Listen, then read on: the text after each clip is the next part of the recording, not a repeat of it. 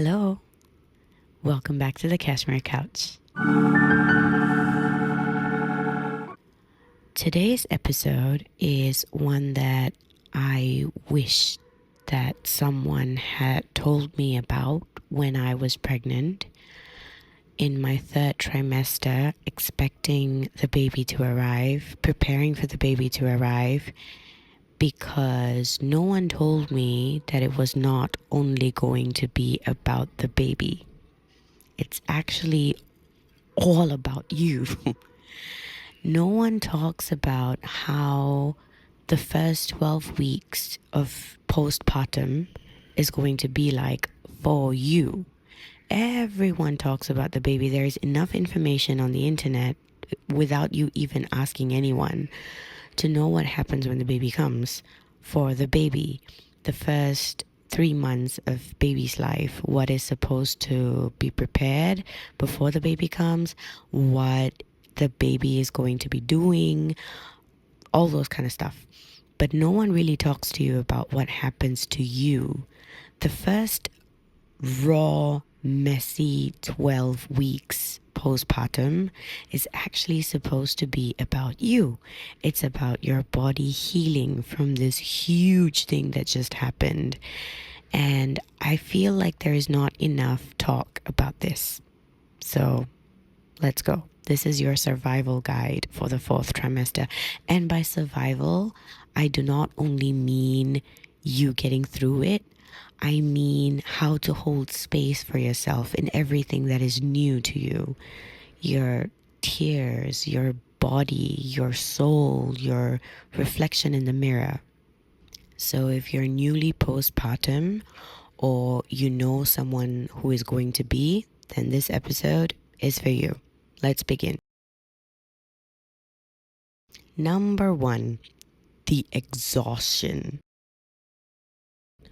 I hardly use this word anymore because I reserve it for when I speak about the times when the babies get to me. And when I say exhaustion, I really cannot find a better word to talk about just having your soul wringed out. And the best time to use this word to describe is postpartum. And I'm not talking about the lack of sleep that happens because the baby's going to be up all night. And no, we'll get to that later. But at this point, I'm talking about the fact that your body will take more than a few days to recover from the labor. So everybody's labor is going to be different. Some people have shorter labor, some people have longer labors. I did share with you previously that my first labor was 42 hours long. And at the end of it, I was just, it was like, I didn't have an ounce of energy left. It was, I don't think I have felt like that ever before. And that's how you're supposed to feel, because you just spent like 10 months developing this fresh new life, complete with, eyes, nose, and everything, and the blood and the skeleton and everything inside. And then you just delivered that baby out into the world. It is no small feat. So don't even try to dim this accomplishment. To be really honest with you, after the baby came, I was walking around going like, the greatest achievement in my life? Yeah, having a baby, pushing a baby out through my vagina. That was the greatest achievement. To be honest, it still is currently the greatest achievement of my life. The fact that I squeezed a baby out of my vagina. And, the works, the whole thing, you don't consciously do it. Your body is just ready to pop, and then it just happens. But the pushing and you know what? I remember that it is so unfair that where I come from, I'm from Singapore. they don't really have a lot of emphasis on, what do you call those, antenatal classes. I mean, we have them, but it's not common practice for pregnant women to go for these classes, to learn how to breathe, to learn how to push properly. I found out whatever I did on the internet, and half of those things I wasn't allowed to do in the hospital because the Asian culture is just different.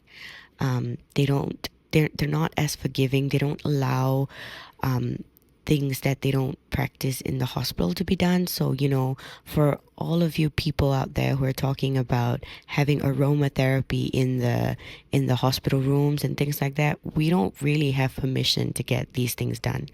In fact, for my second baby, I was so prepared. I brought this huge yoga ball. I deflated it. Because it really helped with the contraction pains, and everything. So I deflated it and I brought it to the hospital, only to be told that I couldn't use it. And this was in a general hospital. I'm not too sure if they allow for these things in a private hospital, but that was what happened with me. And so I didn't get much help with the pain until I got medicated. I didn't get help with breathing whatsoever. Everything that I did within the permissions that I had was the things that I found out on the internet. And there are a lot of people who don't even realize that breathing is a huge tool that can help you get through most of the contraction pains, even without medication. And so at the end of it all, with or without medication, the truth of the matter is that you pushed something out of your body. Even if you got cesarean. Now, here's the thing. A C-section, and I have friends who opt for elective C-section, right? A C-section is not as easy as some people think it is. Some people go into it thinking, okay, I don't want to go through labor. I don't want to push for hours on end to get the baby out. I would take my vaginal or vaginal delivery any day, because just go look up the sheer number of layers that the doctor has to cut through, make actual physical incisions through, the number of organs that they are pushing aside to create. And I saw this on TikTok today. Someone joked about the C-section being, oh, you just pulled the baby out of the what's that, the sunroof of a car, right? To create that sunroof, the amount of things that it is, a major abdominal surgery. I would never pick an elective C-section. If I could avoid it, I would. Like, it's huge. And okay, by the way, I don't know if you know this, but I am a nurse and I used to work in the operating theater. I never assisted with births, but I've seen quite a number of abdominal surgeries. I know what happens when they cut through stuff. If you're interested, comment below. I can talk to you about what happens when a major abdominal surgery is done. Okay? So to all my lovely ladies who have been told by other judgy mothers or everyone else, oh, you had a C-section, you had it easy. No, it's huge. Either way, some people, they don't opt for a C-section. They go in expecting a VD or a vaginal delivery, and then because of something that happens, they have to be wheeled in for an emergency C-section. Whatever the case was with you, or whatever the case is going to be with you if you haven't delivered yet, the bottom line is this. When the baby pops, or when the baby comes out from your body, whichever way, it's a huge deal for your body. And if it's the first time you're going through it, your body has not seen this kind of stress before. And whatever happens after that, during your healing period, is round two. I'll be really honest with you. And this is what I wished people had told me about before. After the first baby came for me, I couldn't even be bothered. I'm gonna use this word, okay? I couldn't be bothered to see the baby because I was just so tired. The pushing took me about 2 hours, about 2 hours. And then for the next 15 minutes, I was just being told to push again because I had to deliver the placenta. And then when that came, I thought I was done, but no, they were stitching me up because I had internal tears because I didn't know how to push. And I still remember the nurse. I hope you're watching this, girl. There was this nurse who was just walking around. So the first time I had the urge to push, she just walked right past the foot of my bed and she just checked me, and from afar, she didn't like use her fingers or anything, and she told me, "You're pushing wrong. You're pushing with your face. You need to push down there. You're pushing wrong." And then she just walked off. And I'm like, you know, that was one bad nurse, but no one tells you the things that you need to know. And so when you're just done with everything and you're just purely exhausted, pretty much out of your mind, it was an almost out of body experience for me towards the end. When I was getting stitched, I don't know where my mind went. That is exhaustion. And when you go through it, everything else that you've been through that you thought was hard before is nothing, my friend. Number 2, now we talk about the lack of sleep. So this is something that people tell you. I remember when my niece got pregnant, I was done with both my pregnancies. One of the things that she was telling me about was how tired she was during the third trimester, and she just felt like sleeping all the time. And I remember telling her, being a typical mom, I told her, enjoy your last days of uninterrupted sleep. And I think I kind of got that advice before. When you have the first baby, you lose your sleep. Let's not sugarcoat this. I think people need to understand how important sleep is when you are responsible for another life. But that is something that you completely lose for the first few years at the very least. And I want you to know that if that is becoming a problem, it's temporary. 1, you kind of get used to it after a while. 2, they grow out of it. They start to sleep better and through the night. So that's fine. You're going to figure it out, not to worry.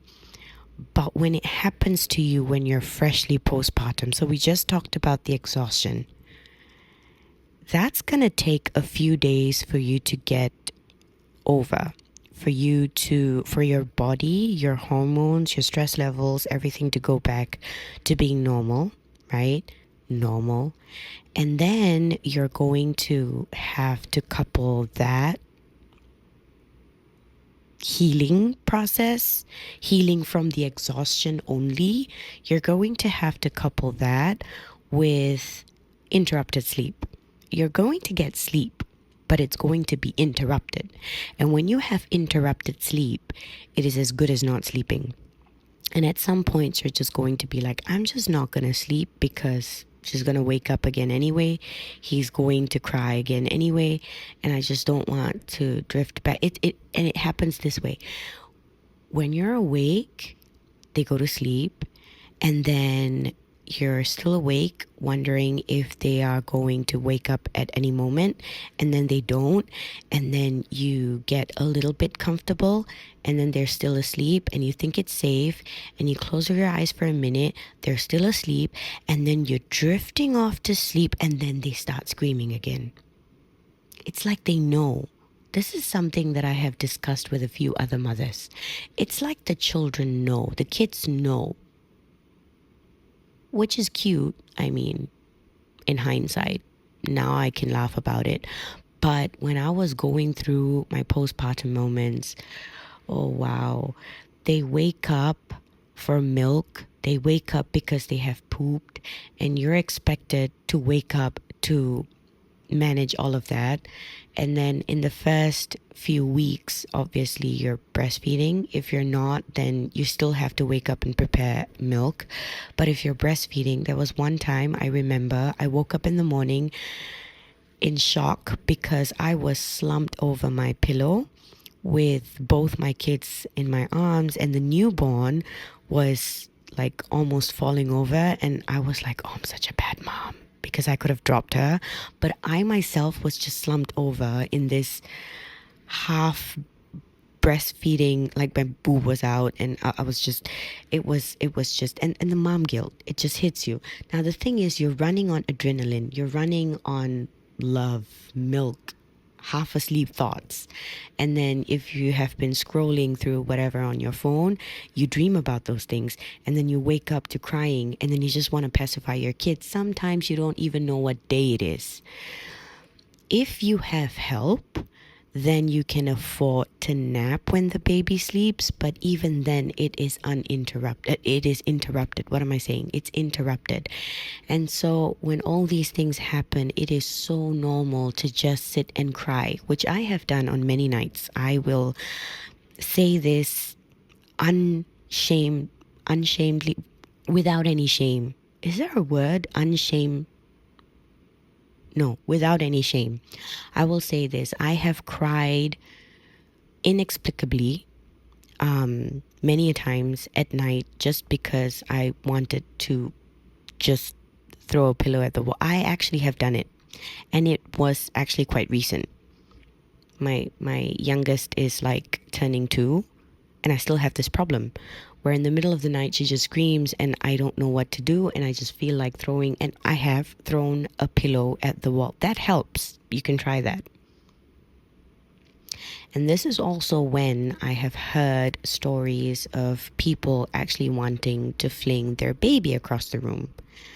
When these things happen and you feel like you are having scary thoughts, it might be a good time to talk to someone, because if you try and just brush this off as, oh, it's just normal, I'm just tired, these are just hormones, no. They can very quickly turn into something else more serious. So the lack of sleep is something that you will deal with. You will figure out a way to deal with it, because at the end of the day, you're the mom. You're not going to be able to sleep in peace. You know how I really like it when people talk about how the father can take over and give milk and whatnot. For me, and if it is true for you and it works for you, then great. But for me, I cannot sleep when my kids are crying. And it's not just a breastfeeding thing. I just can't sleep when my baby's crying. So this was maybe 6 months postpartum with my first child. The baby was sick for the first time. I didn't know what to do. Luckily, I have my mom staying with me. And so my mom, myself, and the baby, the three of us slept in the hall. And that's the living room. And, you know, my mom had that maternal instinct up, and she would wake up every time the baby would just move. And then every time I would hear the baby cry, I would just wake up and I would be like, oh, what's happening? You know, it's not easy to just ignore the baby and just get some sleep. For some of us, it's not easy. So even if you have the best help in the world, you are going to have problems with your sleep. It's just going to happen. Some of us have figured out ways to train the baby to sleep through the night. I know of a little trick that my niece uses. At about 4 months, she started adding, so she makes bottle feeds for the baby at night. She started adding cereal into the milk. Just before the milk that the baby gets just before like bedtime, right? And the baby started to sleep through the night. So, you know, it works for some people. You figure things out. You always do. It's just that it is so overwhelming when it is freshly postpartum, when you are freshly postpartum. It is so overwhelming and you feel like you're failing every time the baby cries. You just don't know where you can see even the tiniest victories. But trust me when I say this is all temporary and you will get through it. Number three, the healing. Now, your body goes through several things when the baby is birthed, right? I have my notes here. If you've had a vaginal delivery, your perineum, so this is the area between the vagina and the anus, which is your butthole, okay? That's gonna feel sore. If you were like me, you probably had tears over there. So they have first, second, and third degree tears. Third degree tears are pretty bad. It means that you pushed really badly and then you basically tore all the way down. And then now you don't have two separate holes anymore. It's pretty scary. If you've been through it, I'm so sorry that you had to. But if you haven't and you're interested, you can look it up. Perineum or vaginal tears, third degree, it basically becomes like a bridge or a linkway, and your poop can actually get into your vagina. It's quite scary. But doctors stitch you up, and that stitch is going to have major burning sensations. If you didn't get stitched, you're going to feel sore. If you had stitches or if you had an episiotomy, so an episiotomy is when the doctor creates, not a tear, the doctor cuts the perineum to allow your vagina to get bigger, to make it bigger so it's easier for the baby to come out. And this is a cut that the doctor makes so they know where to do it. And then when they stitch you up, it's supposed to be nice, and it goes back nice. And anyway, if you had stitches, a tear, or an episiotomy, you're basically going to feel like you're sitting on fire. So this happened with me because, like I mentioned, I had really bad internal tears and I had to be stitched up internally. So I was just constantly on fire down there. And this happened to me. So the funny thing is, I felt nothing 1 week postpartum. And then from week 2 to week 4, I was just constantly on fire. The only way I could get rid of that sensation was when I would walk. So I realized when I would sit, I would be putting the pressure of my body weight down there, right? That's what happens when you sit. And that created the pain. And then when I would walk, it would relieve the sensation a little bit. The best was when I was lying down. So the pressure was on my back and not down there. And that helped. I found out a lot of things that helped me as well. So one magic that I found online is something called a patsicle. If you've never heard of it before, let me be the one to introduce this magic to you. A patsicle. So after you deliver, you're going to be bleeding, right? We're going to be talking about that in a while. So you'll be bleeding and you'll be walking around with pads all the time.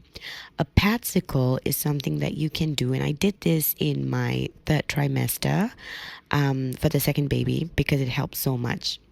You put some things on the pad, you open the pads up, you put some things on the pad, you close it back up, and you put it in the freezer. And then when you have this fiery sensation, instead of using normal pads, you use these patsicles, and you're basically sitting on ice, and it feels so good, at least for the first hour. Because the cooling sensation wears off and then you're going to feel the fire again. But there are a few things that you can add to your patsicle to make sure that the whole time you're having the pad on, those ingredients can actually help with the healing process of literally the stuff that happened down there. So one of the things that let me see if I can remember this. One of the things that I put was aloe vera gel. So I just smeared that all. I think the aloe vera came last. So the aloe vera first. And then I had tea tree oil. I know it sounds like it's gonna burn, but it doesn't work that way. It just helps to really heal you. So tea tree oil, and witch hazel. Oh my! I would get the Thayer's brand. Is it the witch hazel with the red cap? You can order it from Shopee. If you're interested, I will do another video where I give you recipes of these kind of stuff. And so witch hazel, tea tree, and aloe vera. I think that's all I used. So you can throw in more stuff if you want. You can just Google Patsicle recipes, and people have a lot of things that can help you, and you can pick and choose which ingredient you want to use for yourself. And so I prepared like 2-3 packs of pads, all in my freezer, ready to use for my second delivery, and it really, really helped. So that is if you had a VD, or a vaginal delivery. Another thing that really helps with tears down there or healing down there, basically, cis baths. This will be your best friend for at least the first few days, at the very least. So what happens is that you can get these cis bath holders. Is that what they're called? You basically have like a bowl thing that you can place inside of the toilet bowl, or you can just sit on it, and you put salt and water, and you warm water, and then you sit on it, and then it just helps with the pain and the burn, and it helps with the healing for long term. So these are some things that you can try. The cis bath is often recommended by the doctor, so you can get more advice from them. Again, if you're interested, let me know. I should do a whole video on these things. And I've never had a C-section, so whatever I'm saying right now is from the internet. The C-section, that's a major surgery, like I mentioned. Your body needs time to knit itself back together. Hi. So my baby woke up, and I have to get this done or I'll never get this done. My mom had me via C-section, and I have a friend who had both. So her first baby was via a VD, vaginal or vaginal delivery, and then she had her second baby with a C-section. And she told me that, so the thing is the same, what I heard from my mom and her. Whenever you sneeze or cough, it's like a burst of pain just through all the layers of incisions that have been made. And she did tell me that the healing for the C-section took longer than the VD. So the stitches that you get down there, they kind of heal back properly, quickly, as when compared to the C-section. And I mean, you're cutting through layers and layers of your body for an abdominal surgery. So my expectation is the same, that you're going to take a while longer to heal. Yeah, and there are a lot of things that you can't do immediately postpartum when you've had a C-section, as when compared to being postpartum after a VD. So obviously, I mean, your healing takes longer for a C-section. I think that was my point. Again, I've never had a C-section. If you have experiences that you'd like to share, just comment. Thank you. Number 4, the bleeding. Let's talk about the 40-day bleed, shall we? The juicy, interesting moments of postpartum, huh? Now, I remember that for my second baby, for my second delivery, it was a lot shorter. I didn't bleed as much as I did with the first one. I remember overall postpartum recovery to be faster. The overall pain was more manageable. The fire down. Well, I mean, for the second baby, I didn't really get a lot of stitches. So I don't know if it's got to do with that. Um, I felt stronger faster. I didn't feel as weak as I did for like, it was probably 2 months or a month and a half of weakness for the first baby. And then for the second baby, it was like a few weeks and I was good. So I don't know if that's a personal experience, but I do remember that the bleeding was shorter. Let me know if that happened to you as well. Um, let's look at science, shall we? Now, what this 40-day bleed is known as medically is lochia. Lochia. Lochia. Yeah. This is your body's way of shedding everything that cushioned and protected your baby inside the womb.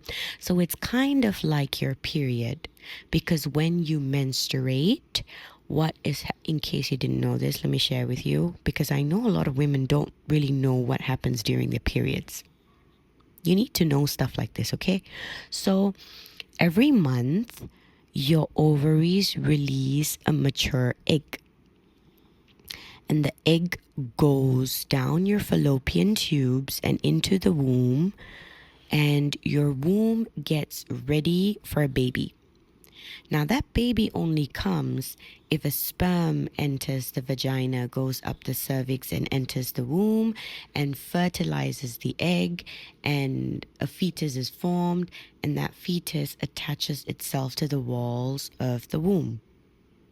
But if there is no sperm, the egg just basically shrivels up and dies, and it needs to be expelled from your body, as well as the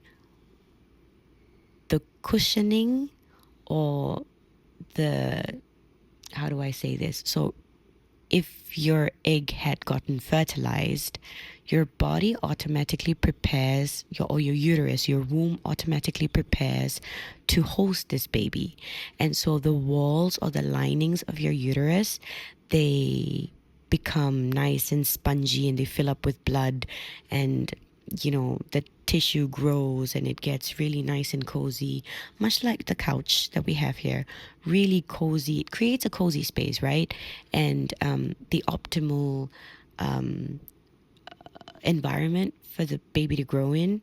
And all these things happen even before the sperm comes, because just like how we like to prepare for everything before the baby comes, right? So when there is no sperm and the egg just dies, everything else that has been prepared for the baby, because now there is no baby, it just has to come out.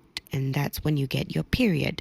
So after you give birth, what is coming out is the remnants of whatever that had housed your baby. Am I making sense? So that's your lochia. Lochia.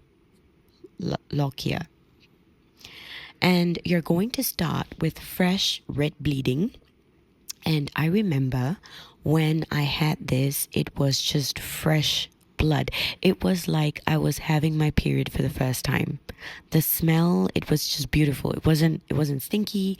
It was just fresh blood. Like I felt so clean. And then for the first few days, you're going to have this fresh red blood, almost like a heavy period. And then it tapers to pink and then brown, almost like you're spotting. And then it eventually becomes a whitish or yellowish discharge. It never got yellow for me. It was just whitish. And then, so it's like, when you have discharge, vaginal or vaginal discharge, like on normal days, and then it gets like a little stickier during the ovulation period. It's something like that. Well, not sticky, but it's almost as thick as that. And then, but the thing is, it's blood. It's not like discharge. The consistency is slightly different, but it doesn't matter, because as long as it's not green, it doesn't smell weird, you're fine. This is what's supposed to happen. And then after the white, it just kind of stops. So overall, it takes about 40 days. Okay. It can last anywhere from 4 to 6 weeks, sometimes a little longer. And it's not just blood. I didn't know this. It's tissue, mucus, and the final remnants of the placenta's work. Now, here's something really nice to think about. So, your uterus is shrinking back to its original size. That's what's actually happening. So, now that the remnants of the baby's house is gone, you are left with a fresh ground. And that also means that the uterus shrinks back to its original size. So it's your body trying to go back to how it was before. Trust me, you're never going to feel the same, which is not a bad thing on its own. We'll talk about that in a while. And so, yeah, your uterus is shrinking back to its original size, one contraction at a time. And this is a process called involution. I didn't know that either. And here's another thing about the uterus shrinking back to its original size. The first few days when you breastfeed, you are going to have contractions again. Again, no one told me about this. And when it was happening, I was like, what? I thought everything was over. But no, you get mild contractions and they feel like period cramps now. Back to the lower intensity kind of contractions, not the crazy contractions. And you get that because that is your uterus shrinking back to its original size. And that makes sense when you think about your period cramps, because when you have period cramps, what is essentially happening is that your uterus is not shrinking, but it's contracting so that it's kind of like squeezing out everything. So that's what happens. Yeah. I hope this makes sense. And yeah, it's like your body is slowly zipping itself back up. It's actually beautiful if you think about it on hindsight.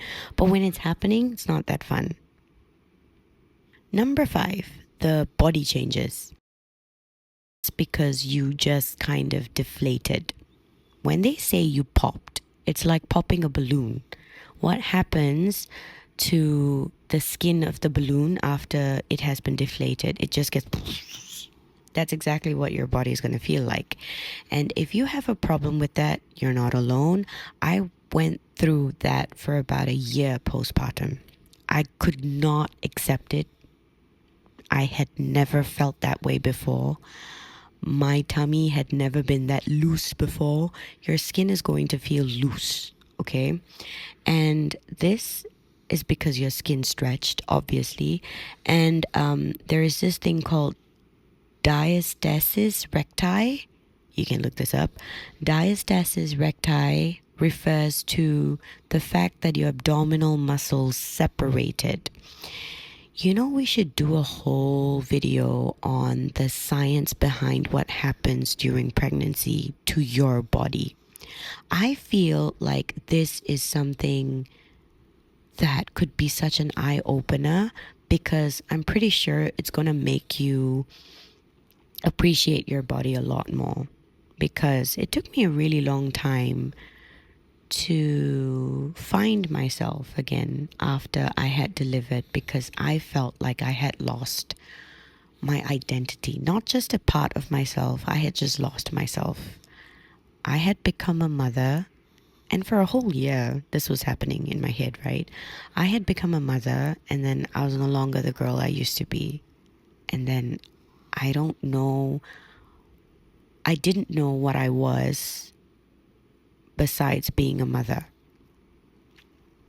When I say it now, it just feels so scary, that I was able to go through that without losing it. Constantly, every time I would look at my reflection in the mirror, it was just someone I had never seen before. I didn't recognize that reflection. Not at all. Nothing. No part of it. My face hadn't changed, but I just did not recognize this person. And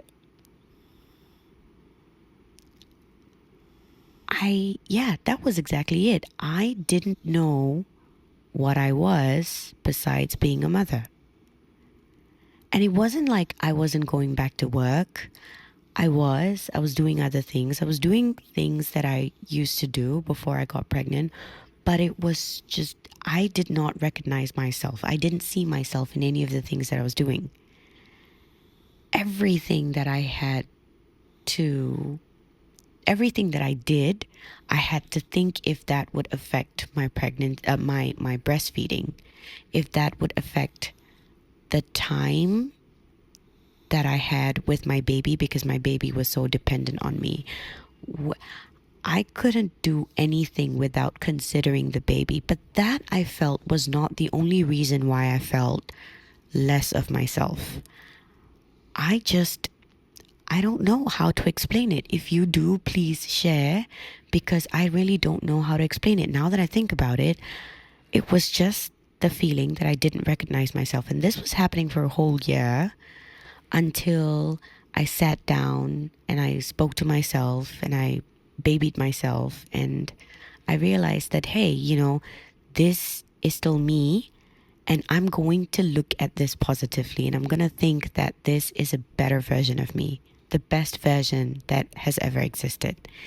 And it was really because of that mindset that I was able to put that whole thing past. I am still not completely happy with the way I look or feel.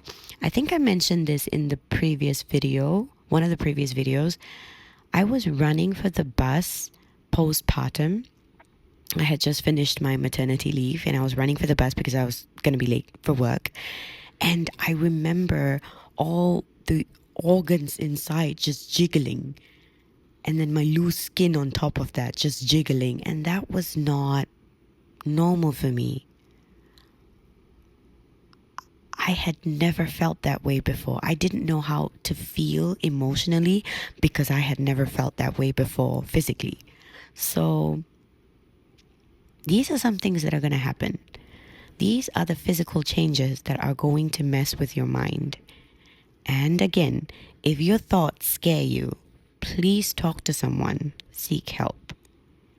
If you were nodding your head through some of these things, let me be that voice that prompts you to go seek help if your thoughts have scared you. I also want to highlight this at this point. You don't need to bounce back. You keep hearing that a lot. You don't need to bounce back. You're not a ball.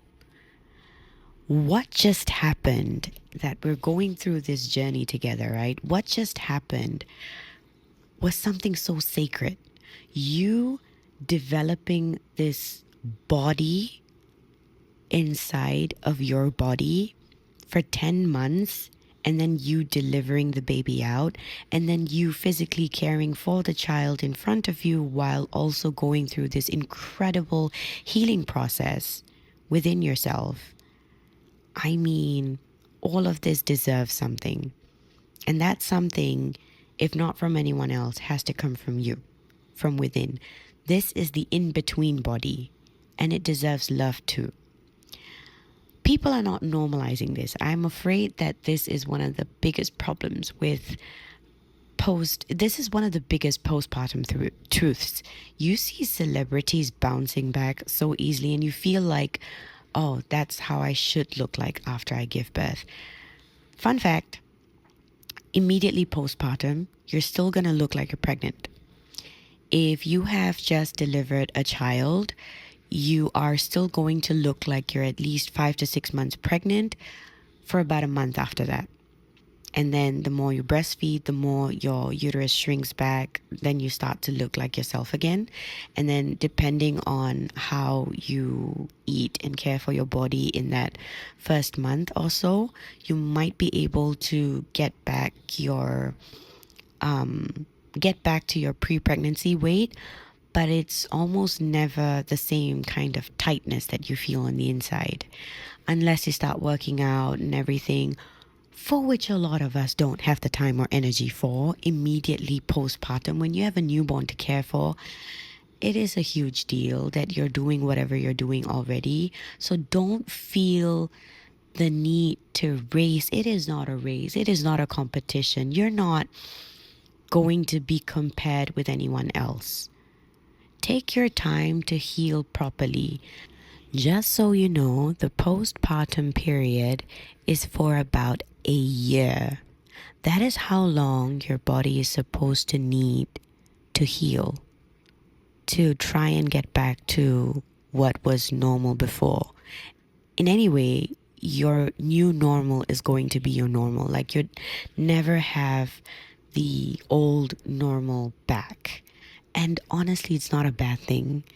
You will see what I mean when it happens to you, but it just gives you, this is the way I choose to see it. It just gives you the best version of yourself. You're just becoming the best version of yourself because you've chosen this path. You have decided to be a mother. Maybe it was an accident, but now you're embracing it. And when you're a mother, you mature in so many ways. I also feel like I should do a video dedicated to how I appreciated my own mother after becoming a mother. So you mature in ways that you would have never otherwise matured. And that just makes you the best version of yourself, to be honest. One physical aspect, particularly for me, that affected my psychological state as well, because I couldn't accept it, this change, was the way my boobs looked after pregnancy. And I'm saying this because the Cashmere Couch is a safe, sacred space, a soft space for us to land on. And I want to be honest, and I want to make confessions a real thing, something that we don't have to hold shame about. And I haven't really discussed this with people before, I think. But I used to be very happy with the way I looked, figure-wise. I had a pretty good figure before I got pregnant, and I had really nice boobs. I don't know how else to say it. I was proud of my body. I was very happy with it. And so during pregnancy, right, I mean, everything swells up, everything just balloons. And so everything swells up, everything balloons. So, my boobs started to look different. I didn't really think too much about it because I had other things to worry about, like the nausea, and all that. So postpartum, I was more focused on the tummy area because that was completely new to me. And then as I started to breastfeed, the more I looked at myself in the mirror, the more I realized that my boobs, I think that had a lot to do with me losing my identity. I know it sounds really shallow, but it was the truth for me. My body was a part of my identity for me because it was one of the things that I was really happy about in my life. I had a lot of things that I was grateful for, a lot of things that I was happy about. One of those things was actually my boobs, the way I looked, the way I felt confident, sexy in my body. And I did not have that anymore, that part of me, and it was really crushing. And I'll be really honest again, my husband also initially felt, and he did display signs of feeling weirdness towards my new body. I hope that came out right. So I knew that he was uncomfortable with the way that I looked because he was not used to this droopy boobs, and I felt like my boobs belonged to my child. I still breastfeed, and it's the same thing. I never feel like my boobs belong to me. And I have embraced this now. So right now, I don't see my boobs as a part of, my confidence or my sexiness. I have dissociated my sexiness from the way I purely look. So you see, that's why I say motherhood creates maturity in ways that you would never have thought possible. I would have never thought that sexiness could have anything less to do with the body than it does right now. I really hope whatever I'm saying is making sense, because I'm starting to feel very sleepy now, and I'm hoping that I'm speaking in proper sentences, making sense. Right. So my point is that it took me like 4 years. So from my first pregnancy till now, I think it's about 5 years. But if you minus the pregnancy periods, well, let's just keep it at 4 years. It took me 4 years to understand that my boobs didn't make me who I was. They don't make me who I am. So if you had ever felt that there is a whole part of you that just feels so different and you're unable to embrace it, that's okay too. It's okay if you can't embrace something, because at some point you will learn a new way to look at it, and then you're going to have acceptance for it. Even if you can't embrace it, you will have acceptance for it. And that is something new that motherhood can teach you, that your healing journey can teach you. And I hope this story sharing helps to bring that out. Number 6, if you thought you were done with the hormones during the pregnancy, think again. You have major hormonal issues with hormones in the 4th trimester. And that is because of a specific rapid drop in estrogen and progesterone after birth. So all those hormones that were really high when you were pregnant, now that you're shedding everything, trying to get back into your not pregnant body, the hormones drop like crazy as well. And so if you just cry for no reason, you feel numb for no reason, you just are staring into blank space for no reason, a lot of the things that you do and feel will not have any reason at this point. And that's okay, as long as you're able to give yourself the space to go through it. It's okay to cry for no reason. I didn't actually cry. I was lashing out at everyone, and I blame it on my hormones. I hope that's valid. I was actually getting very angry, and a lot of that anger I showed to my partner, my husband. During pregnancy, postpartum, it was just a lot of anger coming out. And then at the end of that scream sesh, I would just break down. And my husband would just be like, I don't know what just happened. And the same thing would happen with my mom. The only person I didn't lash out at was my dad. I think he just tried to stay away from me. But I was lashing out at my mom and my husband. And, I think I felt like I couldn't lash out at my baby, so it was coming out this way. I don't know. I do have a friend who told me that about a month postpartum, she couldn't stand the crying of the baby, and she just felt so overwhelmed. And when the baby would sleep peacefully, she would just cry.